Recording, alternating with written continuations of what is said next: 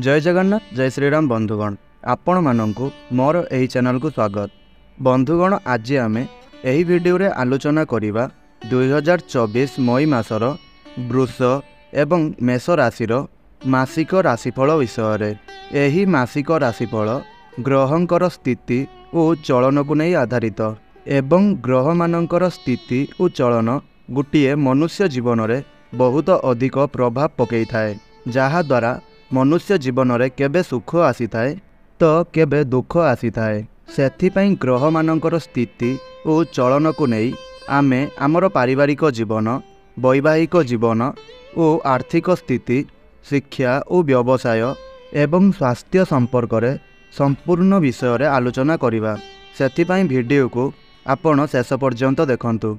आउ जेउ माने मोर एई चैनल को नुआ करी आसीछंती सेमाने तळे थिबा लाल रंगर सब्सक्राइब बटन को दबाई आमर एही चैनल को सब्सक्राइब करंतु। आउ भिडियोटी को गोटे लाइक करंतु एवं तळे थिबा कमेंट बॉक्स रे आपणकर केउ राशि ताहा निश्चय कमेंट करंतु। आउ कमेंट बॉक्स रे जय मां लक्ष्मी निश्चय लिखंतु। तो बंधुगण आमे प्रथमे आलोचना करिबा मेष राशि व्यक्तिविशेष मानक संपर्क रे। आउ एही मई मासटी मेष राशि व्यक्तिविशेष मानक पई किपरि रहिछि ताहा मध्य आपण माने एही वीडियो रे जानि परिबे। तो बंधुगण मेष राशि व्यक्तिविशेष मानक पई एही मई मासटी बा 2024 मई मासटी मध्यम रूप से फलदायक सिद्ध हेबो। आउ ग्रह मानकर स्थिति अनुसार आपणको आर्थिक रूप से बहुत अधिक सावधान रहिबार आवश्यकता रही। आउ क्यारियर तथा कार्यक्षेत्र दृष्टि एही मासटी आपणक पई अनुकूल रहिबो। आउ आपणकर दशम भावर शनि पूरा मास एकादश भाव विराजित रही आपणकर स्थिति को प्रबल करिवे। आउ आपणक पई नुआ नुआ अवसरर निर्माण हेबो। आउ वरिष्ठ अधिकारी माने मध्य आपणक कार्य रे संतुष्ट रहिवे, जहा फल आपणकर उत्तम पदोन्नतिर जोग रही। चाकरी क्षेत्र रे आपणकर वर्चस्व वृद्धि पाइबो, हेले आपणकर विरोधी और शत्रु तथा किछि सहकर्मी मध्य विशेष ध्यान रखिबार आवश्यकता रही। व्यवसाय रे जड़ित व्यक्ति पई मध्य एही मासटी अनुकूल रहिबो। आउ आपणकर सप्तम भावर स्वामी शुक्र आपणकर प्रथम भावरे देवगुरु बृहस्पति सहित विराजित अछंती एवं आपणक उपरे शनिदेवंकर दृष्टि मध्य रहुछि, जहा फल विदेश माध्यमरु मध्य धन लाभर जुग रही। आउ आपणकर व्यवसाय को एक नुआ दिग देवारे सक्षम हेबे। आउ आपण नुआ व्यवसाय प्रारंभ करिबा पई मासर उत्तरार्थ उत्तम अनुकूल रही। सेहीपरि आर्थिक स्थिति दृष्टि मासटी उच्च नीचर स्थिति रहिबो। द्वादश भावरे मंगल और राहु तथा बुधंक ज्योति कारणरू आपणकर खर्चरे अप्रत्याशित वृद्धि घटिबो। आउ आपणकर आर्थिक क्षेत्र रे संघर्षपूर्ण स्थितिर सामना करिबाकू पड़ी पारे, हेले आपणकर पूरा मास शनिदेव आपणकर एकादश भावरे विराजित रही आपणकर आर्थिक स्थिति को बल प्रदान करिवे। आउ आपणको धन प्राप्तिर नूतन मार्ग प्राप्ति हेबो एवं व्यवसाय क्षेत्ररू मध्य उत्तम लाभ प्राप्तिर जोग रही। आउ मासर उत्तरार्धरे सूर्य और शुक्रंकर द्वितीय भाव को गोचर कारणरू धन लाभर प्रबल जोग रही तथा आपण धन संचय करिबारे मध्य सफल हेबे। किंतु द्वादश भावरे राहुंक अंगारक दोष जेकौनसी प्रकारर अवशोष नीति उत्पन्न करिबो एवं निवेश आपणक पई क्षतिदायक सिद्ध हेबो। सेथिपई शेयर मार्केट आदि निवेशरू आपण दूरेई रुहंतु। सेहीपरि प्रेम और वैवाहिक जीवन दृष्टि पंचम भावर स्वामी सूर्य प्रथम भावरे विराजित रहिबे एवं शुक्र और बृहस्पति मध्य विराजित रही सप्तम भाव को दृष्टि रखिबे, जहा फल प्रेम संबंध पाई मासटी सकारात्मक परिणाम प्रदान करिवो एवं आपणकर प्रेम विवाहर मध्य जोग उत्पन्न हेबो। किंतु मंगलंकर द्वादश भावरे राहुंक सहित जुक्ति एवं शनिंकर पंचम भाव को दृष्टि कारणरू मझिरे मझिरे जुक्ति तर्क और वाद विवादर संभावना रही। ହେଲେ ସ୍ଥିତିକୁ ନିୟନ୍ତ୍ରଣରେ ରଖିବାରେ ଆପଣ ସଫଳ ହେବେ। ମାସର ଉତ୍ତରାର୍ଦ୍ଧରେ 14 ମଇକୁ ସୂର୍ଯ୍ୟ ଆପଣଙ୍କର ବୃଷ ରାଶି ତଥା ଦ୍ୱିତୀୟ ଭାବକୁ ଗୋଚର କରିବେ, ଯାହା ଫଳରେ ପ୍ରେମ ସମ୍ବନ୍ଧ ଆହୁରି ମଜବୁତ ହେବାକୁ ଲାଗିବ। ବିବାହିତ ବ୍ୟକ୍ତିମାନଙ୍କ ପାଇଁ ମାସର ପ୍ରାରମ୍ଭ ଉତ୍ତମ ଅନୁକୂଳ ରହିବ, କାହିଁକିନା ବୃହସ୍ପତି ଓ ଶୁକ୍ରଙ୍କର ପ୍ରଭାବ କାରଣରୁ ଆପଣଙ୍କର ଜୀବନସାଥୀଙ୍କ ସହିତ ଉତ୍ତମ ସାମଞ୍ଜସ୍ୟ ସ୍ଥାପିତ ହେବ। ଆଉ ଅନ୍ତରଙ୍ଗ ସମ୍ବନ୍ଧରେ ମଧ୍ୟ ଆପଣଙ୍କର ବୃଦ୍ଧି ଘଟିବ।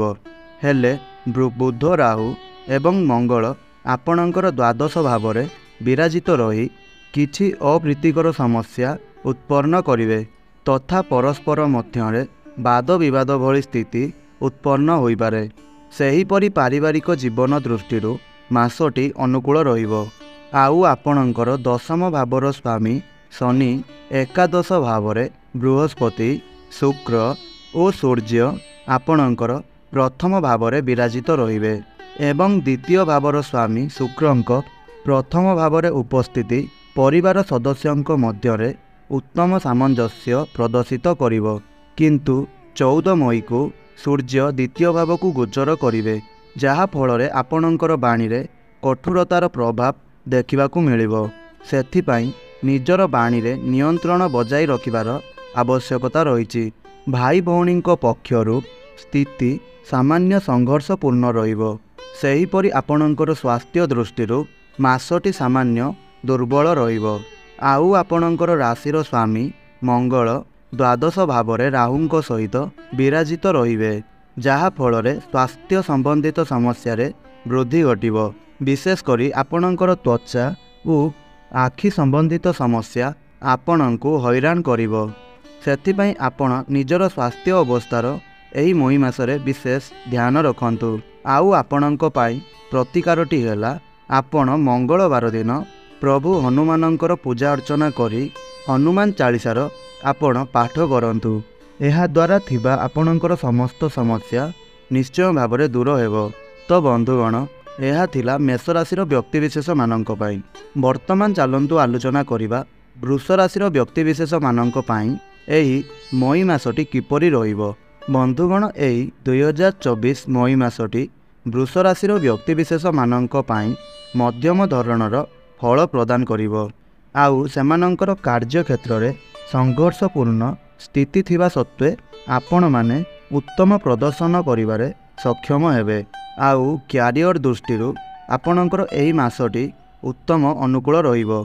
ଆଉ ଆପଣଙ୍କର ଦଶମ ଭାବର ସ୍ୱାମୀ ଶନି ପୁରା ମାସ ସଗୃହୀ ହୋଇ ଆପଣଙ୍କର ଦଶମ ଭାବରେ ବିରାଜିତ ରହିବେ, ଯାହାଫଳରେ ଆପଣମାନଙ୍କୁ ପରିଶ୍ରମ କରିବାର ଆବଶ୍ୟକତା ରହିଛି ଏବଂ ଆପଣ ସମସ୍ତ ପ୍ରକାରର ପରିସ୍ଥିତିକୁ ସାହସିକତାର ସହିତ ସାମ୍ନା କରିବେ। ଆଉ ମାସର ଦ୍ୱିତୀୟାର୍ଦ୍ଧ ସମୟରେ ଆପଣଙ୍କର ପଦୋନ୍ନତି ଓ ବେତନ ବୃଦ୍ଧିର ସମ୍ଭାବନା ରହିଛି ତଥା ଏହି ମଇ ମାସଟି ଆପଣଙ୍କ ଜୀବନରେ ଖୁସି ନେଇକରି ଆସିବ।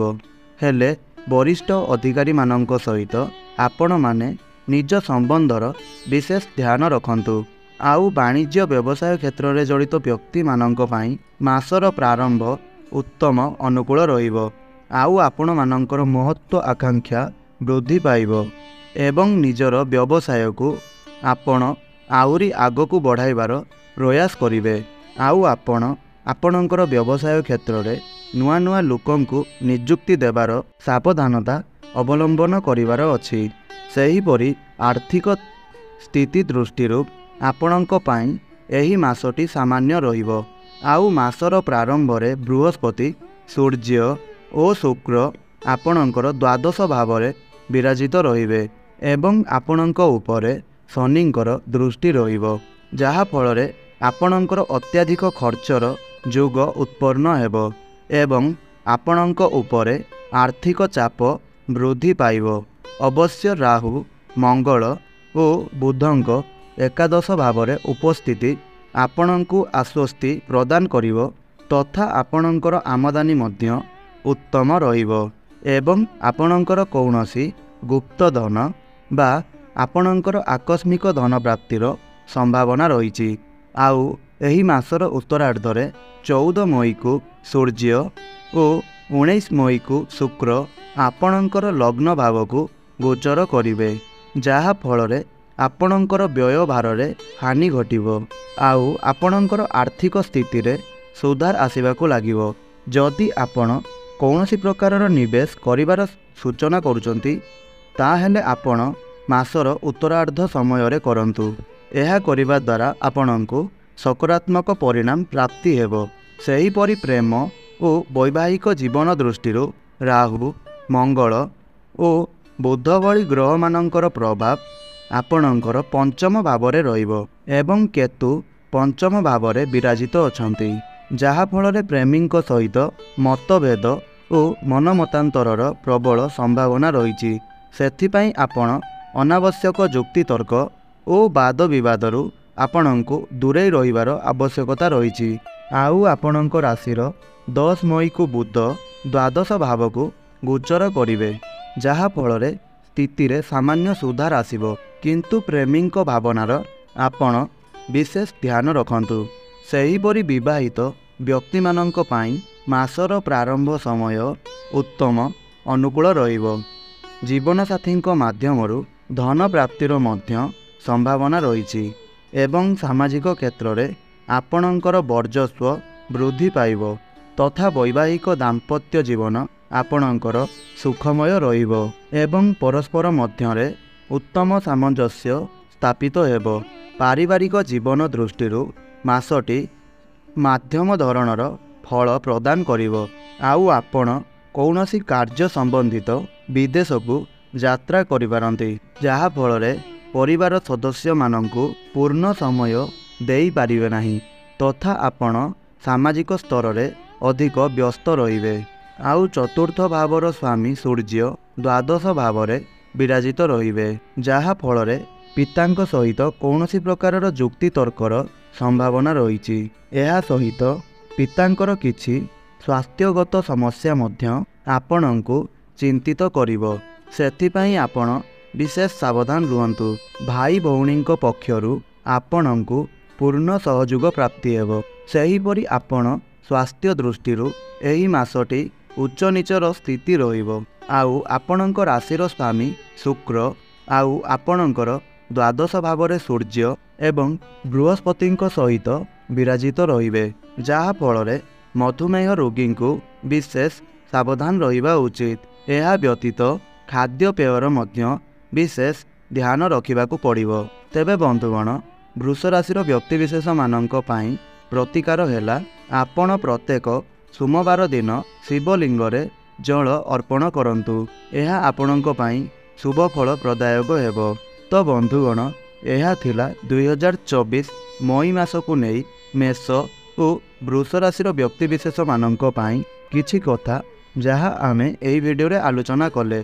आउ मध्य सेमानंकर एही मई मासटी किपरि रहिबो ताहा मध्य आमे एही वीडियो रे आलोचना कले। तो बंधुगण, जदि आपनकु एही वीडियोटी भल लागिथाए तेबे आपण एही वीडियोटी को लाइक करंतु। आउ तळे आसुतुबा कमेंट बॉक्स रे जय मां लक्ष्मी निश्चय लिखंतु। आउ ताहा सहित आपणकर मध्य केउ राशि ताहा आपण माने निश्चय लिखंतु, जहा फल रे आमे मध्य आपणक राशि पाई वीडियो नहीं आसी परिबु। तो बंधुगण, एही वीडियोटी को आपण आपणकर कांटेक्ट लिस्ट रे थिबा मेष और वृष राशिर व्यक्तिविशेष माननक पाखकु निश्चय शेयर करंतु, जहा फल रे सेमाने मध्य जानि परिबे कि सेमाननक पाई एही 2024 मई मासटी किपरि रहिबाकू जाउछि। तो बंधुगण, आपण प्रत्येक दिन एहीपरि वीडियो देखिबा पाई आमर एही चैनल टी को सब्सक्राइब करंतु। आउ पाखरे आसुतुबा बेल रो आइकन को प्रेस करी ऑल रे सिलेक्ट करंतु, जहा फल रे आमे अपलोड करुतुबा प्रतिदिनर वीडियो आपण सर्वप्रथमे जानि परिबे। आउ आपण माने एही वीडियोटी को शेष पर्यंत देखिथिबारु आपण माननकु बहुत बहुत धन्यवाद। जय श्री राम, जय जगन्नाथ।